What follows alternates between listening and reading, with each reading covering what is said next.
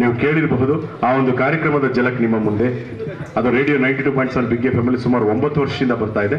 ಆ ಒಂದು ಧ್ವನಿಯಲ್ಲಿ ಜಲಕ್. ಬಾರಪ್ಪ ಟೈಗರ್ ಪ್ರಭಾಕರ್ರು, ನೋಡ್ಲಾ ಇವತ್ತು ನಮ್ಮ ರಘುರಾವ್ ಅವರು ನಮ್ಮ ಎಲ್ಲ ಒಂದು ವಿದ್ಯಾರ್ಥಿಗಳಿಗೆ, ಕ್ರೀಡಾಪಟುಗಳಿಗೆ, IAS ಪಾಸ್ ಆದವರಿಗೆಲ್ಲ ಸನ್ಮಾನ ಮಾಡಬೇಕು ಅಂತ ಹೇಳಿ ಕಾರ್ಯಕ್ರಮ ಮಾಡಿಕೊಂಡ್ಬಿಟ್ಟವ್ರೆ. ನಮಗೂ ಬಹಳ ಖುಷಿ ಆಯ್ತು, ಬಂದ್ಬಿಟ್ಟಿದ್ದೀನಿ. ಏನ್ ಹೇಳಿ ಶಿವ, ಜನ ನೋಡ್ತಾ ಇದ್ರೆ ಖುಷಿ ಆಗ್ತಾ ಇದ್ದೇನೆ, ಅವ್ರನ್ನ ರಂಜಿಸ್ಬೇಕು ಅಂತ. ನಿಜವಾದ ಕನ್ನಡಿಗರು ಅಂತಂದ್ರೆ ಯಾರಲ್ಲ ಟೈಗರ್ ಪ್ರಭಾಕರ್ರು? ನಿಜವಾದ ಕನ್ನಡಿಗರು ಅಂತಂದ್ರೆ ಇವತ್ತು ನಮ್ಮ ಕಾರ್ಯಕ್ರಮ ನೋಡಿ ಶಿಲೆ ಚಪ್ಪಾಳೆ ತಟ್ತಾ ಇದಾರಲ್ಲ ಈ ಶಿರಾ ಜನತೆ, ಇವರೇ ನಿಜವಾದ ಕನ್ನಡಿಗರು. ಅಲ್ಲಲ್ಲಿ ಚಪ್ಪಾಳಿ ಗಿಟ್ಟಿಸ್ಕೊಂಡ್ಬಿಟ್ಟೆ ಗಣಪ ಇವ. ನಮ್ಮ ಸುಧೀರ್ ಅವನೇ ಇಲ್ಲಿ ಎಪ್ಪಳಿಸ್ಬಿಡ್ತೀನಿ. ಲೇ ಸುಧೀರ್, ಎಳ್ಳ ಮೇಕೆ ಊಟ. ಜೀರಣ್ಣ, ಈ ಮಚ್ಚೇಶ್ವರ ಬಂದ ಮೇಲೆ ಊಟ. ಲೇ ಕುಂಬೇಶ್ವರ, ನಿನ್ನ ಊಟ ಕೊಡಿಸ್ತೀವಿ ಮಾಡಿಸಿದ್ರಂತೆ, ತಲೆ ಕೆಡಿಸ್ಕೊಂಬೇಡ. ನಿನಗೂ ಒಂದು ಪ್ರಶ್ನೆ ಕೇಳ್ಬಿಡ್ತೀನಿ. ನಿಜವಾದ ಕನ್ನಡಿಗರು ಅಂದ್ರೆ ನಿನ್ನ ಪ್ರಕಾರ ಯಾರಲ್ಲ? ಧೀರಣ್ಣ, ನಾನು ಕರೆಕ್ಟ್ ಆನ್ಸರ್ ಹೇಳ್ತೀನಿ. ಆ ಆನ್ಸರ್ಗೆ ಎಲ್ಲರೂ ಚಪ್ಪಾಳೆ ತಟ್ತಾರೆ ಖಂಡಿತವಾಗ್ಲು. ಸರಿಯಾಗಿ ಕೇಳಿಸ್ಕೊಳ್ಳಿ ಮಹಾಜನಗಳೇ. ನನ್ನ ಜನರೇಟರ್ ನಾಲೆಡ್ಜ್ ಪ್ರಕಾರ ನಿಜವಾದ ಕನ್ನಡಿಗರು ಅಂತ ಅಂದ್ರೆ ಯಾರು SSLC ಎಕ್ಸಾಮ್ ಅಲ್ಲಿ ಇಂಗ್ಲಿಷ್ ಫೇಲ್ ಮಾಡ್ಕೊಂಡವ್ರು ಅವರೇ ನಿಜವಾದ ಕನ್ನಡಿಗರು ಇರ್ಬೇಕು. ಏನ್ ಹೇಳ್ತೀರಿ? ಓ, ಬಹಳ ಜಾಸ್ತಿ ಜನ ಅವ್ರ ಕಂಡ್ಲೆ SSLC ಇಂಗ್ಲಿಷ್ ಫೇಲ್ ಮಾಡ್ಕೊಂಡಿರೋರು. ಅದಕ್ಕೆ ನಿಂಗೆ ಚಪ್ಪಾಳೆ ಆಗ್ತವ್ರಿ. ದಯವಿಟ್ಟು ಬೇಜಾರು ಮಾಡ್ಕೊಂಬಿಡಿ. SSLC PUC ಆಗ್ಲಿ 100ಕ್ಕೆ 101 ಮಾರ್ಕ್ಸ್ ತಗೊಳ್ಳಿ. ನಾವು ಮಾತಾಡಿದ್ದು ತಮಾಷೆಗೆ. ಶಿವನೇ ಶಂಭಲಿಂಗ. ಈ ಒಂದು ಕಾರ್ಯಕ್ರಮ ರೇಡಿಯೋದಲ್ಲಿ ಇವಾಗಲೂ 1 ಅವರ್ಗೆ ಒಂದ್ಸರಿ ಬರುತ್ತೆ, ಕೇಳಿ. 92.7 ಬಿಗ್ ಎಫ್ ಎಂ ಇಲ್ಲಿ ಕ್ಯಾಚ್ ಆದ್ರೆ. ಈಗ ನಮ್ಮ ಹಿರಿಯ ನಟ, ಸಾಕಷ್ಟು ಹಿರಿಯರಿರೋದ್ರಿಂದ ಹಿರಿಯರನ್ನ ಜ್ಞಾಪಿಸ್ತಾ ಇದ್ದೀನಿ. ಬಾಲಕೃಷ್ಣ ಅವರು, ನೋಡಿಪ್ಪ, ಸರಿಯಾಗಿ ಕೇಳಿಸ್ಕೊಳ್ಳಿ, ಸರಿಯಾಗಿ ತಿಳ್ಕೊಳ್ರಪ್ಪ, ತಿಳ್ಕೊಳ್ಳಿ.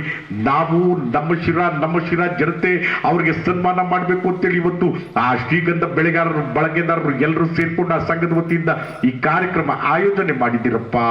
ಆ ರಘುರಾವ್ ಅವರು ನೀವು ಬರಲೇಬೇಕು ಅಂತ ಹೇಳಿದ್ರಪ್ಪ, ಬಂದಿದ್ದೀನಿ.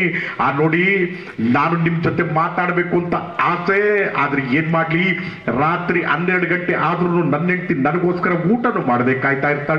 ಹೋಗ್ಬೇಕಪ್ಪ. ಬಾಲಣ್ಣವ್ರೆ, ಈ ಕಾಲದಲ್ಲಿ ನಿಮ್ಮ ಹೆಂಡತಿ ಊಟನೂ ಮಾಡದೆ ರಾತ್ರಿ 12 ಗಂಟೆ ತನಕ ಕಾಯ್ತಾರೆ ಅಂತಂದ್ರೆ ನೀವು ತುಂಬಾನೇ ಲಕ್ಕಿ. ಆ ಲಕ್ಕಿ ಅಲ್ಲ ಕಣ, ಅವಳಕ್ಕಿ ಮುಟ್ಟಿದ್ದೆ ನಾನು ಅಡಿಗೆ ಮಾಡಿದ್ರೆ ಕಣಪ್ಪ ಅವಳು ಊಟ ಮಾಡೋದು. ನೋಡಿ, ಈ ಥರದವ್ರು ಇರ್ತಾರೆ. ಸ್ವಲ್ಪ ಗಂಡಸರು ಜಾಸ್ತಿ ಚಪ್ಪಾಳೆ ತಟ್ಟಿದ್ರು, ಅದೇ ಕೇಸ ಇಲ್ಲ ಅಲ್ಲ? ಇರ್ಲಿ, ಹೆಂಡತಿರು ಸಹಾಯ ಮಾಡಿ, ಏನು ಪ್ರಾಬ್ಲಮ್ ಇಲ್ಲ. ಯಾಕಂದ್ರೆ ಮೊನ್ನೆ ಒಂದು ಇದೇ ತರ 90 ಪಾರ್ಟಿ ನಡೀತಾ ಇತ್ತು ನೋಡಿ. ಎಲ್ಗೂ ಕರೆಸ್ತಾರೆ ನಮ್ಮ ಕಾರ್ಯಕ್ರಮಕ್ಕೆ. ಎಲ್ಲ ಚೆನ್ನಾಗಿ ಹಾಕೊಂಡ್ಬಿಟ್ಟಿದ್ರು ಎಲ್ಲ.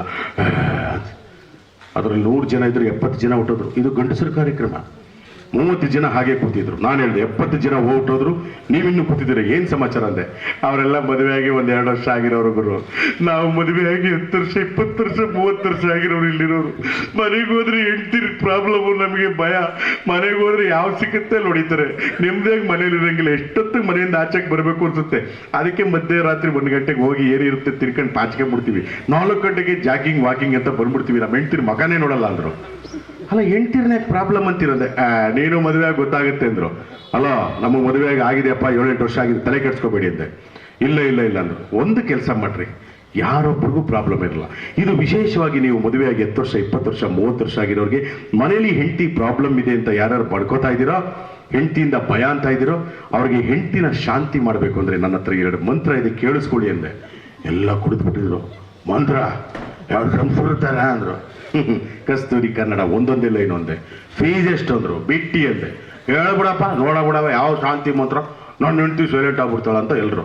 30 ಜನ ಇದ್ರು. ಸರಿಯಾಗಿ ಕೇಳಿಸ್ಕೊಳ್ಳಿದ್ದೆ. ಎಲ್ಲರೂ ಕಿವಿ ಕೇಳಿಸ್ಕೊತಾ ಇದ್ರು. ಇಲ್ಲೂ ಬೇಕಾದ್ರೆ ಕೇಳಿಸ್ಕೋಬೋದು, ನೋ ಪ್ರಾಬ್ಲಮ್.